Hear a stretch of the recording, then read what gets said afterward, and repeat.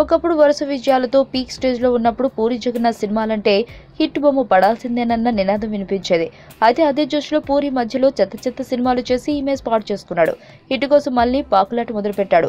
అలాంటి టైంలో టెంపర్తో భారీ హిట్ కొట్టి అదిరిపోయే రీ ఎంట్రీ ఇచ్చాడు. దీంతో పూరి మళ్లీ ట్రాక్లోకి వచ్చాడని అంతా భావించారు. కానీ ఆ మూవీ తర్వాత అతని పరిస్థితి మరింత దారుణమైపోయింది.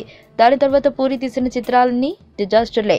దీంతో పూరి అటు హీరోలకే కాదు ఇటు అభిమానుల్లోనూ నమ్మకం పోయింది. అందుకే పూరితో సినిమా చేయడానికి ఏ ఒక్కరూ ఇష్టపడడం లేదు.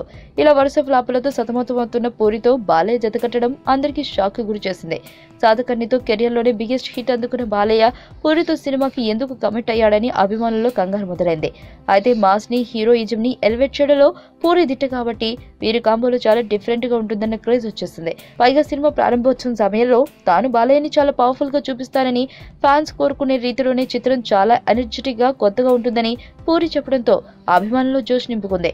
అంతేకాదు తొలి షెడ్యూల్ ముగిశాక పూరి రోమాలు నిక్కబొడుచుకునే రీతిలో ట్వీట్లు చేశాడు.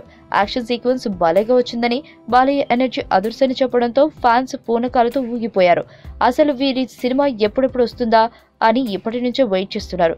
కానీ ఇంతలోనే తన రోగ్ చిత్రంతో అభిమానుల ఆశలపై నీళ్లు చల్లేశాడు పూరి.